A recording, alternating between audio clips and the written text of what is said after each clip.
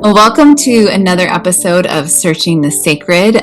We are in the midst of a season that is unique and special, and we are so excited to bring it to you, where we are looking at women that exist inside of different faith traditions and what the text says about them, and also what this group of women who is gathered in this podcast sees in them as well, which is why you're not hearing Jason in this season of Searching the Podcast. You didn't need him, it's fine. But Lisa and Steph are still here with you. And as we usually do with our episodes, we start by hearing from the text itself. So we're going to do that by hearing a text from three different traditions. And the text today is about Pharaoh's daughter or wife, because it's a little bit of a different role in the different traditions. So let's hear her story. أعوذ بالله من الشيطان الرجيم بسم الله الرحمن الرحيم وضرب الله مثلا للذين آمنوا امرأة فرعون إذ قالت ربي أبني لي عندك بين في الجنة ونخي من فرعون وعمله ونجي من القوم الظالمين. This section is from this ayah. This verse is from section 66, At-Tahrim, and it says that, and Allah sets forth an example for the believers, the wife of Pharaoh, who prayed, "My Lord, build me a house in paradise near you. Deliver me from Pharaoh and his evil doing, and save me from the wrongdoing people." Thank you. So I'll be reading from the second chapter of the book of Exodus. In Hebrew, we call it the book of Shmot, beginning with verse 5. ותרד בת פרעה לרחוץ על היאור, ונערותיה הולכות על יד היאור, ותראה את התיבה בתוך הסוף, ותשלח את אמתה ותיקחיה. The daughter of Pharaoh came down to bathe in the Nile, while her maidens walked along the Nile. She spied a basket among the reeds and sent her slave girl to fetch it.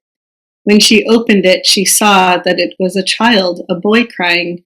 She took pity on it and said, "This must be a Hebrew child." Thank you.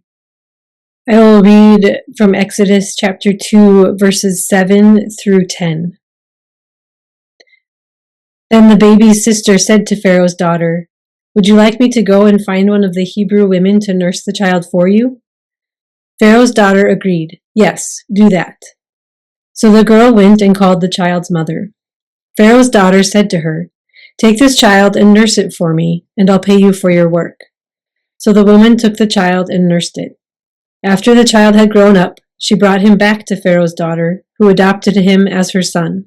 She named him Moses, because, she said, "I pulled him out of the water." Well, we are so excited to have this rich multi-faith conversation today about this woman who is in all of our texts. And so, as we did last week, if you missed our first episode, continue. All these episodes are going to be great to listen to, but we want to hear an introduction from who is speaking today. So if you would share your name and a bit about the tradition you come from, and what, if anything, you grew up hearing about Pharaoh's daughter or wife. Salam, greetings of peace. I am Talat Alia Siddiqui. You can find me as Coach Alia. I come from the Islamic tradition, but I came to Islam at a later part of my life, in 2001. So I do not have, growing up in Islam or growing up with stories from the Quran or from from Islamic tradition. So whatever I have learned is through my own digging. And as I said in the previous podcast, that I was inspired initially by my father writing a little booklet on clearing up some misconceptions of women in Islam. And that took me to this journey of finding more about women that are mentioned in the Quran and their stories, even women that were later on companions of our Prophet Muhammad. So it's been a journey, and it's a learning journey, I should say. Thank you. I am Rabbi Tamar Magill-Grimm. I am the Senior Rabbi at Beth Jacob Congregation in Mendota Heights, Minnesota. And I have Rabbinic Ordination from Hebrew College in Boston. I've been working at Beth Jacob for about 10 years. And I did grow up Jewish here in the Twin Cities in St. Louis Park. And what I remember about Pharaoh's daughter from growing up really is connected in some ways to my education around the Holocaust. I think that Shifra and Pua and Pharaoh's daughter are all presented or were presented in my Jewish education as a kid as sort of like these righteous women who saved Hebrew babies, right? And given Jewish history and the people who saved Jews in the Holocaust, it was sort of like they were held up with such high regard in that way. So that connection was like very, very strong. I did not know her name. And I learned that is something I learned later as an adult when I went back to study Jewish texts more intensively when I was studying to become a rabbi. And the other thing I'll just say about we call her Bityah, and I can go more into that later. But she is my daughter's favorite biblical character. It's always good to know. To have those personal connections like that. I did not know that she had a name, so I will definitely want to hear more about that. My name is Rachel Pye Jones, and I am a Christian. And I spent 20 years, essentially all my adult life, immersed in a Muslim majority country in East Africa, Djibouti, and Somalia. And so my faith has been transformed by interreligious interaction and dynamics. And so I love these kinds of conversations. I'm also a PhD student right now at a Christian seminary with a focus on Islamic studies. And so both my life experience and my academic interests are very much intersecting in these kinds of shared stories and things to learn from each other. And I have not studied very much of this story in particular at all yet. But I remember I read a novel when I was a kid. I used to read a lot of fictionalized stories of biblical characters. And so I read a novel about Pharaoh's daughter, but that book actually presented her as potentially his wife. And I thought that this was just like I only thought about it as a cultural thing, potentially of that time period. But then when I read that in the Quran, that this character who, I don't really know, but potentially rescued Moses and was a righteous woman, was his wife, I thought, oh, that's really interesting, and I wanted to learn more about it. Lisa, do you want to introduce yourself? Yep, do it again. I'm Lisa. I am Steph and I co-lead 40 Orchards and co-host this podcast along with Jason, who is not here. And then I have, the other part of my job, but I oftentimes I bring that part of my job here, is that I work with folks who are incarcerated or coming out of incarceration, and I try to bring the wisdom and learnings that I get when I spend time with them into these conversations, because I find that incredibly helpful. And Are you going to introduce yourself? Yeah, I was like, did I even do that last? Yeah, we'll keep mixing it up. Yeah, I'm Steph. I co-lead 40 Orchards with Lisa, and learn so much from all these conversations that we get to have in rooms and in podcasts. And I'm really excited to have the multi-faith congregation conversation today. And I actually was thinking, so I come from the Christian tradition, and I was thinking both for the last conversation and for this one, how little I knew about the stories until my adulthood, because I definitely came from a Christian tradition that did not read what we called the Old Testament. It was very much a story that even though the whole book was in our hands, it was a story. We did not read very much, if at all, the stories that came before. And so I think it's been very interesting in my adult life to really find those to be the stories that I enjoy the most and learn from the most, and have been influenced by so much, because they weren't something I was very exposed to when I was growing up. And so I'd love to start expanding the conversation into, as we're thinking about how we grew up with it, to also think about things we know about this now. Like, what are some things that we do know about this character from, I think of Rabbi Tamar and like oral Torah, and where does she get her name from? I want to know that. I'm also curious what else is in the Quran or in the Islamic tradition about this woman. I don't even know where to begin. I just want to keep expanding how we see her. Maybe because it already came up, let's start with Rabbi Tamar and her name. Sure.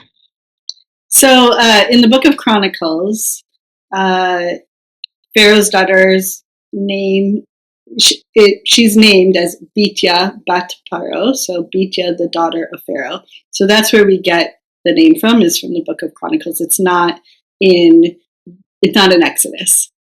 And then there are some famous midrashim. So a midrash, for those who aren't familiar, the shorthand, easiest way I can explain a midrash is it's a story about a story in the Torah.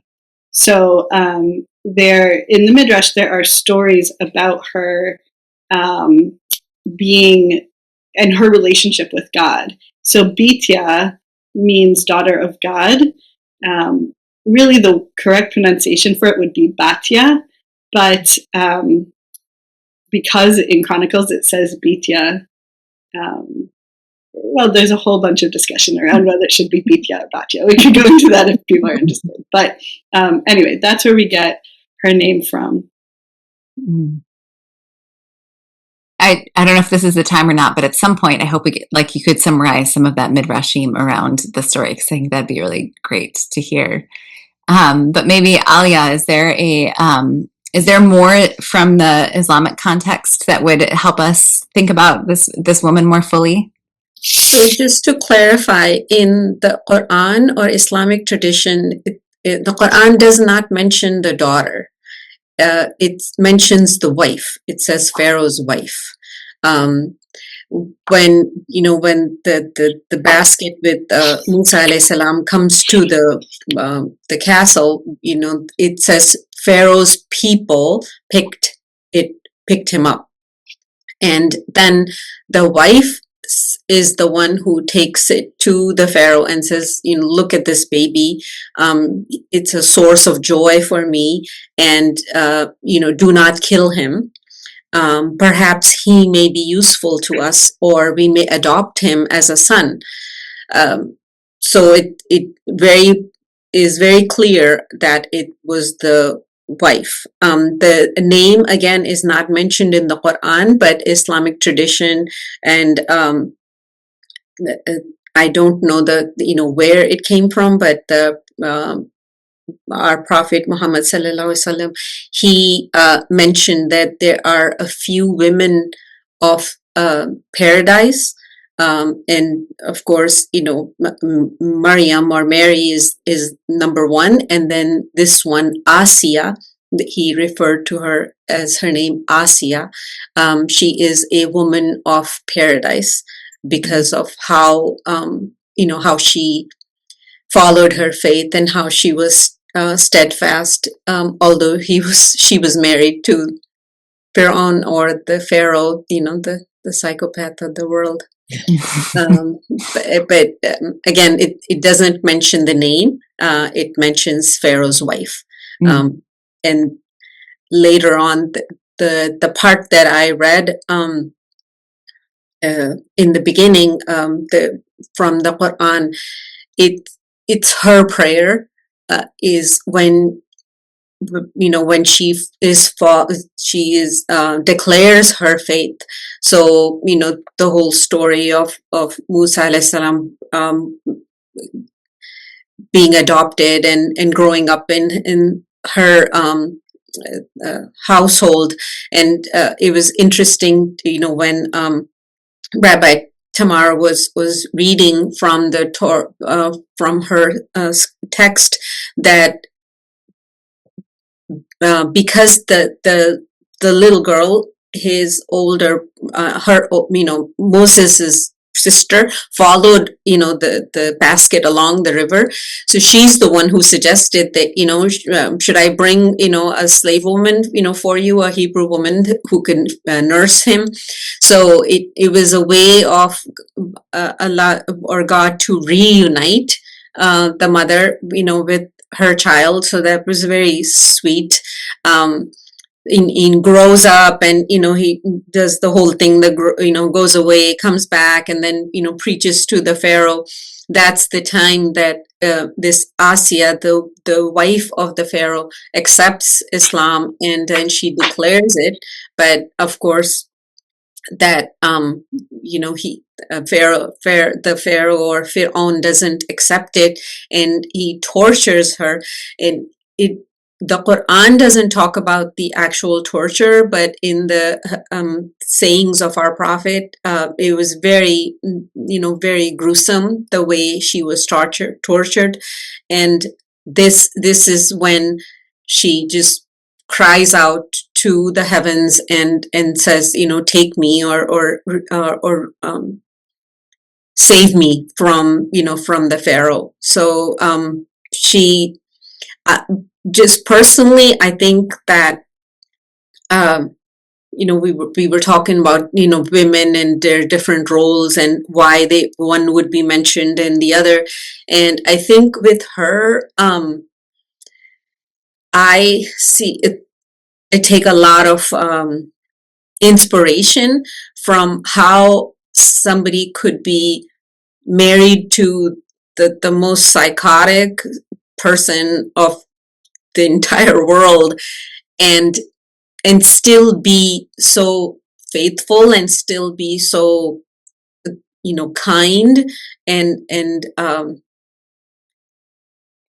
strong, in a way that she brings this child, and you all know that the Pharaoh was just killing all the Hebrew boys at the time, but she says, do not kill him, and he may, we may adopt him, or he may be useful to us. But so that kindness, and it's still like speaking for her own I guess motives. She wanted to have this baby, and for her to plead her case, I should say.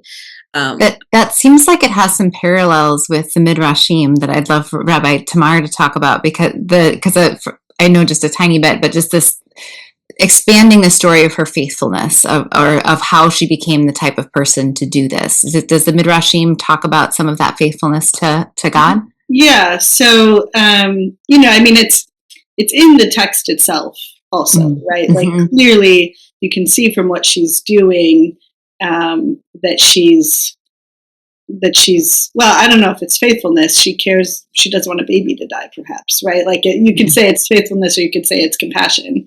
But what the Midrash does is it says, like, she really puts herself in a very precarious position, because anyone who was caught saving Hebrew babies was supposed to be put to death, right? And so, and define whether it's his wife or his daughter. I think there's some significant differences there, but either way, the point being that they're subject to him. Defying him is not an easy thing to do. And so in the Midrash, you have again, like this conversation between Bityah and God, where he basically says to her, you've put yourself in a position where you're going to be abandoned by your father. I will make you my daughter. Right? So that's how she becomes Bityah or Bityah.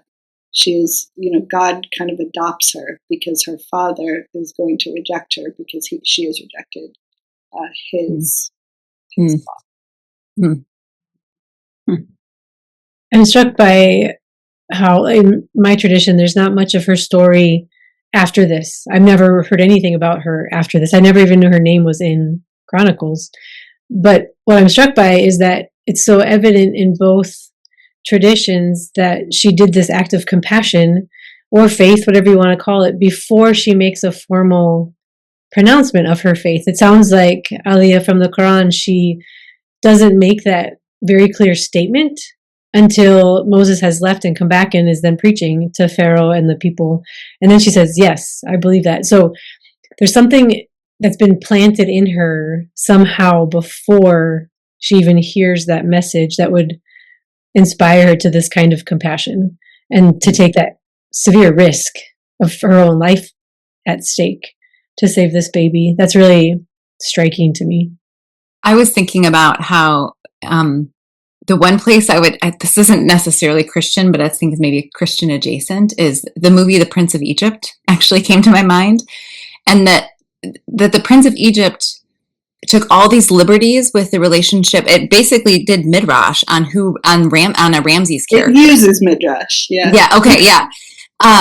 But like, I don't remember this woman playing a significant role in the story. Like that this part of the story stays small, even in movies like that. I'm curious about what gets expanded and doesn't get expanded in people's imagination over time, because I would love to have seen more airtime given to this part of the narrative while Moses is a baby and all of these people are trying to subvert the empire while Moses is a baby. All these women, especially. And all these women, right. That the stories of the women that are a part of this are not expanded at the same level. Although maybe Zipporah is in that movie, if I'm going to be, but still, I don't know. That was just striking me as like interesting that was the story that was chosen to be expanded in the movie. Maybe I'm not remembering it correctly or being fair. Yeah, I don't remember the movie well enough to say. I think you're right, but there are. I mean, I mentioned that this was my daughter's favorite biblical character, and part of the reason for that is that there are children's books about women. Well, so I have sitting next to me right now a book called But God Remembered, and it's by Rabbi Sandy Eisenberg Sasso, and it's about stories of women from the Torah. And, I think there are places where these women's stories are lifted up. Maybe not in Disney, Pixar, whatever. Whoever did the movie. Whoever did the movie. Yeah. DreamWorks, I want to say. Yeah, it's interesting. I remember the movie, and that was the one thing that I noticed in the first place when I watched it, a long time ago, is that the ladies aren't mentioned. And with the Quran, in the story of Musa alayhi salam, and it's different parts of his story in different sections, and the importance of women in his life right from the birth. There's this whole section about how the mother is trying to save him, and then Allah inspires her to put him into a basket. Then the adopted mother being so compassionate and kind, and then him being reunited with with his biological mother, then the sister following the basket along and like really taking care of that. Then his wife and the sister-in-law, their story and how that affected him, and he actually got a job and got married because she is the one who talked to her father.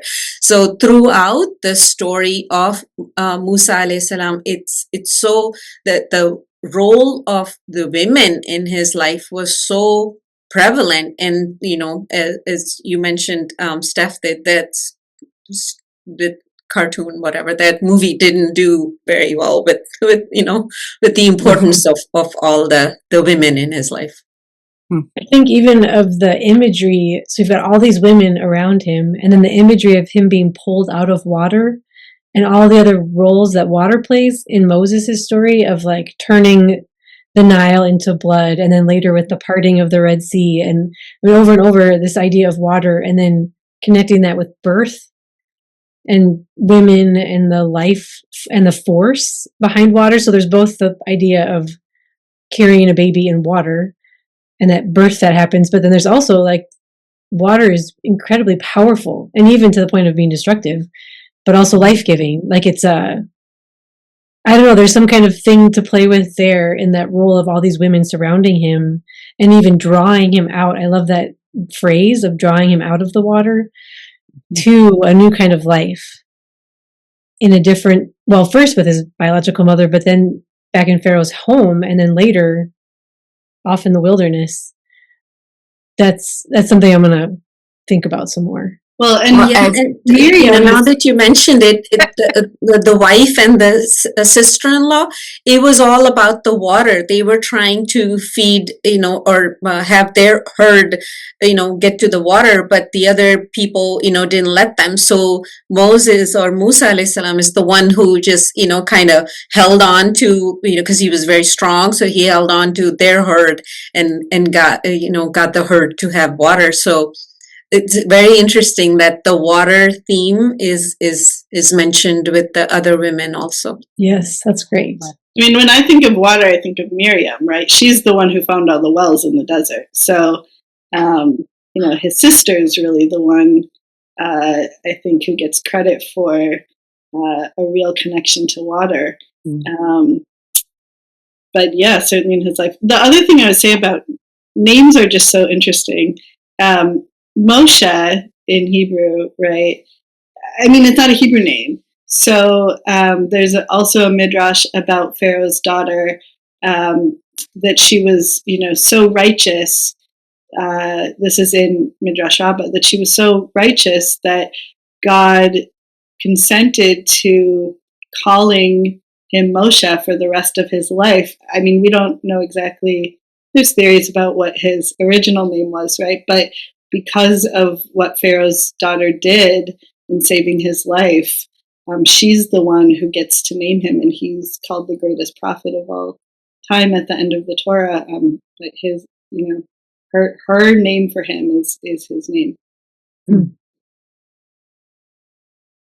I think I just want to name that. I think it's beautiful that I wish I would have heard a sermon on this. Like, I'm a little bit mad right now because I'm like, actually there's so much to be said that in all of our texts have this story of this woman who is not whether we want to use race, culture, like she is not a part of what we imagine ourselves to be a part of. She's this other, like she's somehow attached to Pharaoh, which is outside of what we like. She's not Jewish. I'm assuming she converts, like there's a conversion story for her, but it comes after she's done this beautiful thing that like her compassion, like it's a beautiful way of like, I think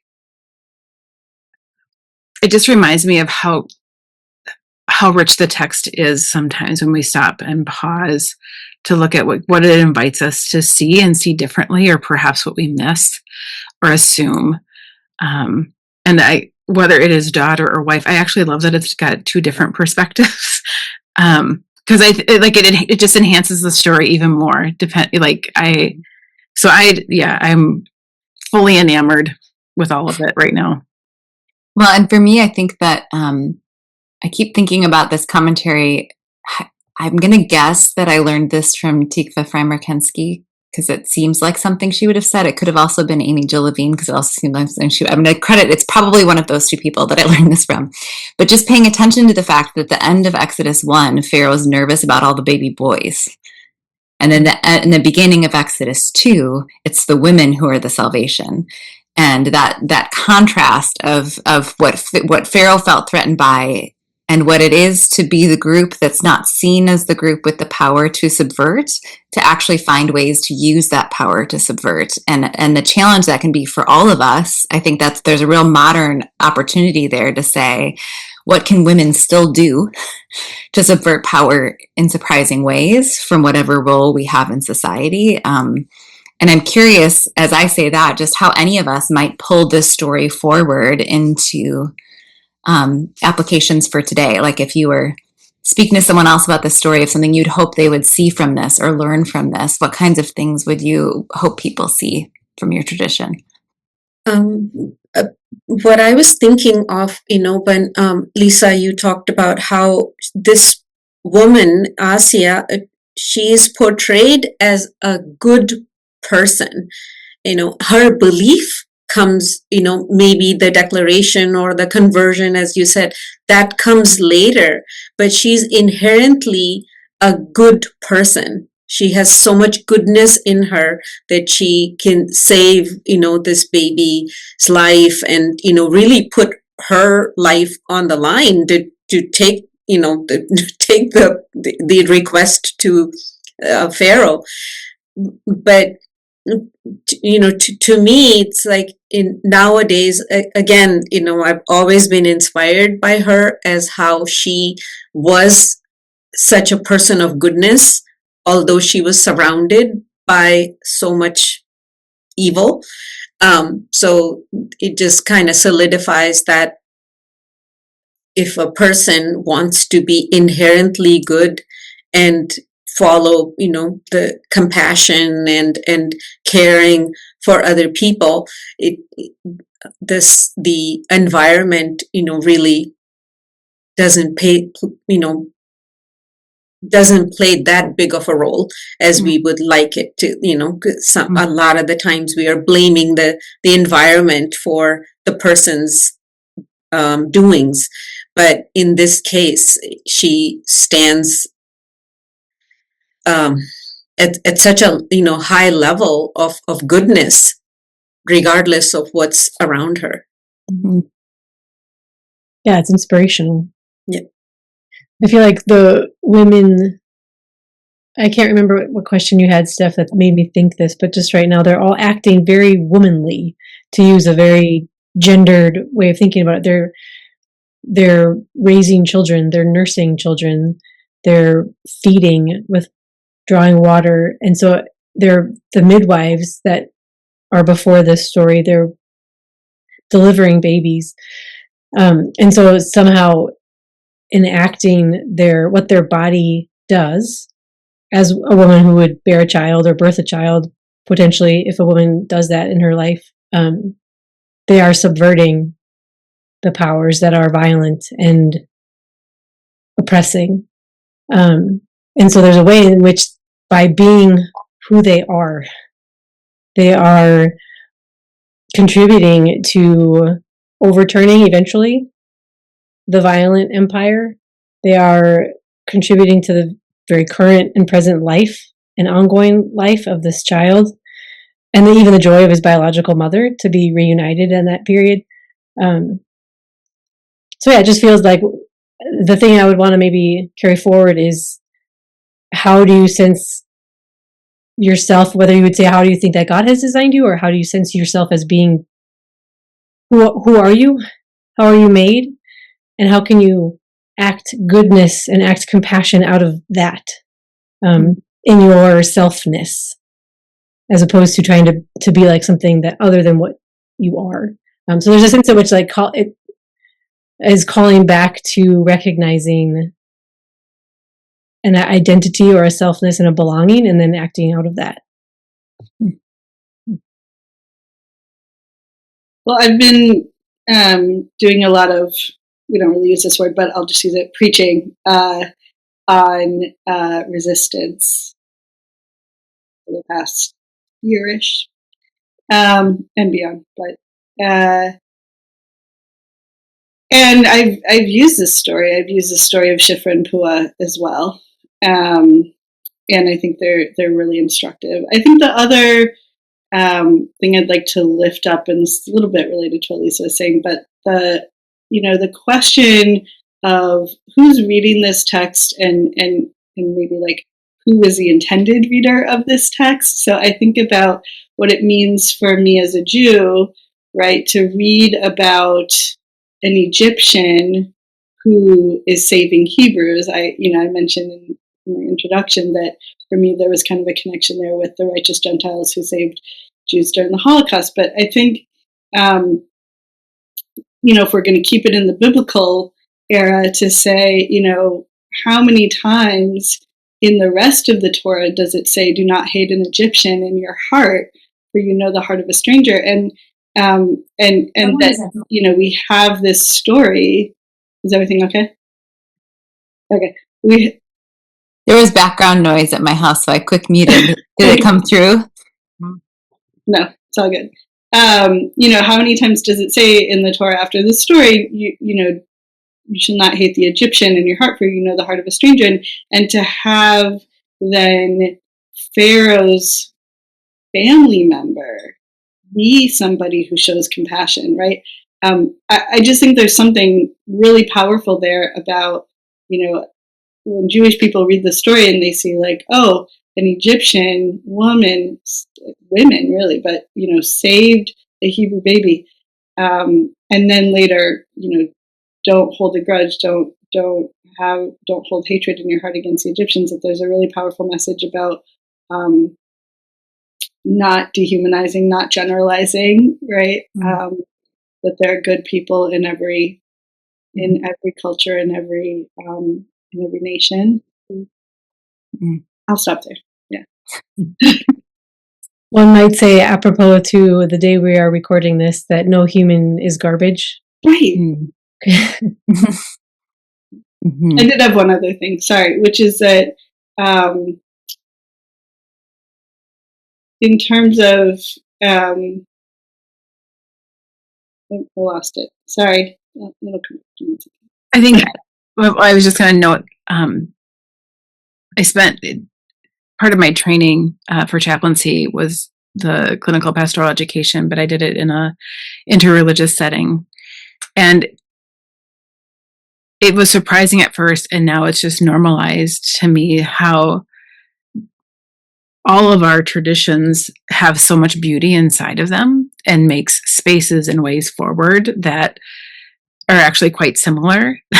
And like, it would just be very helpful if we could start to see the similarities and the way that like there's beauty, and there's just a compelling story about like we are both somebody who welcomes strangers, and we are strangers. We inhabit spaces depending on where you're sitting and who you are. And so I just, for as much as I don't know, the climate feels like it's like pitting religions against each other.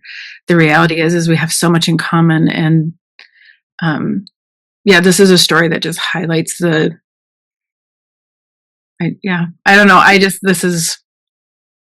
mean, as you say that, it's really like, this is a very similar story in these traditions. There's not the wife-daughter thing we've highlighted. I'm curious if we do want to name any distinction that we see or feel with that, but the story besides that is it's just really similar in terms of how she's held up as a hero. And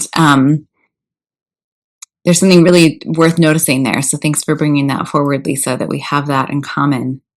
Well, I think during this time, this question of who do we stand up for, and there are times when I push back on my own community a little bit about this. I think this story reminds us that, if you are someone who's in the sort of like majority, or, the privileged group, the privileged part of the culture, like this story in lifting up her heroism, I think, is meant to inspire us, like to say, oh, if you're, I don't know if I could go as far as to say it says you have an obligation, but it certainly says it's laudable to speak up for the people being oppressed, right? Mm-hmm. I think even in the places that we do differ, like I love the expansiveness of the shared things that we have and the spaces that we make, like how you said that, Lisa, of being both stranger and one who's called to love the stranger. At the same time, for me, it's the differences too that just spark my curiosity and ping all these new questions that I wouldn't have thought of before. And so it's a different way of thinking of difference, where like right now, difference is kind of maybe culturally imposed to divide us or to make us afraid of the other. But for me, like when I hear that wife, daughter, or the different ways of thinking about the story we talked about in the last episode of Potiphar's wife and all those different nuances, it just provides even more opportunity to explore and to be curious and interested as opposed to divided. So I love the similarities, and I also love the differences as long as we can approach them with that kind of tender curiosity. Mm-hmm. Yeah. It's where I really see value in having been exposed to some things from the Jewish tradition in recent years that I wasn't exposed to before. Just that comfort with all sorts of different commentaries side by side, disagreeing with each other. And I think from my tradition, that's something I just didn't have introduced as a comfortable thing. It was more like, oh, we're all supposed to agree. That's how we find unity, as we all agree, as compared to differences and still unity. And you're highlighting that distinction of, no, we can have multiple ways of telling a story and still have love and learn. Exactly. And I see that, how it's different ways of story or different characters, wife or daughter, but it's about a woman of compassion and who stood against, the power of the time. And the only thing driving her was love and compassion. Mm-hmm. Yeah. I think that transitions us well into closing our conversation with some version of a takeaway. So when we're naming a takeaway for our conversations here, it only has to be a takeaway from today. And it doesn't even have to be the only takeaway. We're just naming one thing. So we're saying, it could be a question. It's just a way of sort of refining it as we've kind of talked around a lot of things, especially for those listening, to say, like, what would we want them to remember about this character, this narrative? What would we hope they do with this story? What do we want to go back into our lives and do based on this story? What's kind of a nugget we would name out loud as a way of closing this conversation? So what kind of takeaway would you hope for from today? I think I would go back to the same thing as women, inherently, we are compassionate beings. And if we live from it, I think we can affect not just ourselves, our families, but our communities at large. And really look at the world, with that point of view. Even looking at an enemy can spark the compassion in us, and just like really living from that caring part of ourselves that is very inherent.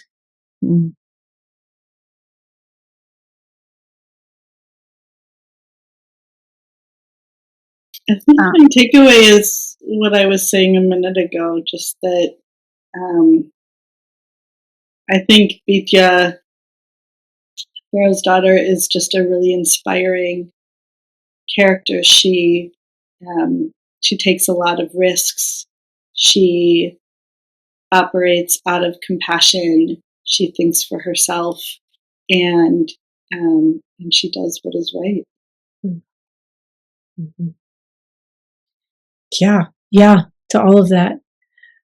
I also would really love to trace the theme of water in her story in particular, but then as it shows up in Moses' story and other stories, and in the life-giving nature and the destructive power of water is something I want to wrestle with.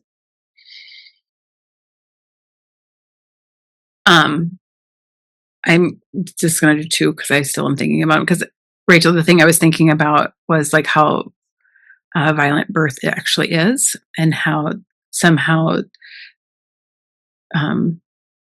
women just bear violence differently. I think are more susceptible to it in different ways, and how I don't know the linking for that. I'm thinking about that. But I also, I've been trying to practice more thinking along the line of like ancestors. And this is a good story for me to practice saying that this daughter, wife of Pharaoh, and she from Pua, and all these women are part of my ancestors. Like, these are ancestors. These are my feminine ancestors. This is the line of women of which I want to stay connected to and acknowledge as part of who I am. Because I both love subversion and I love the compassion. Mhm. So like that part just really resonates for me. Mhm. I keep thinking about something that Lisa brings into a lot of our circles, which is when people just the word safe and how we throw around like I didn't feel safe, quote unquote, when we actually just were uncomfortable. And Lisa, working with folks who are incarcerated, will say, what is it? Are you actually unsafe? Are you physically threatened right now? Like, let's be thoughtful about how we use that word, and just recognizing that this woman was physically like she was actually unsafe. She was really putting herself in harm's way for the sake of another. And what a model that is to take a much bigger risk than I usually take. And especially I'm thinking about that right now, there's a strong ICE presence in my community. And I saw an interview of a couple who lives in my community, my little community of Richfield, Minnesota, who was following ICE around and it was an old retired couple who ended up with guns in their faces because they were putting themselves in harm's way for the sake of somebody else. And that there is a literal opportunity to do that right now. And what is it to really consider what we might be called to in terms of power and love, and what it is to follow her. And so I think as we close, I would love Rabbi Tamar, would you say her name one more time? Because I think it's honoring of her to give her a name as we close this episode. And I would love to hear it pronounced well. Bityah. Bityah. Thank you for this lovely conversation about And Bityah. Asiya. And Asiya. Oh, yes. Thank you. And say that one more time. Asiya. Asiya Bityah. Can I ask you a quick question? Does Asiya have anything to do with doing in Arabic? No. I don't know. Making yeah. the root? Okay. Fascinating. Well, now we have another takeaway, some questions to explore about this woman's name. Thank you, everybody, for a great conversation on Thank Searching you. the Sacred. Thank you.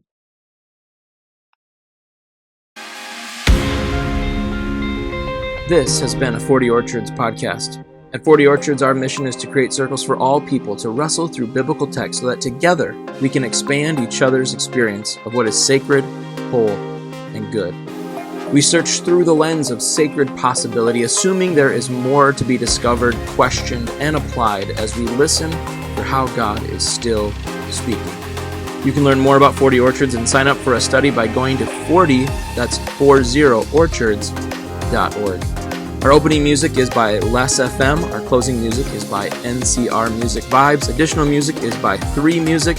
Any references to books or other sources can be found in the show notes of this episode. Thank you for searching the sacred.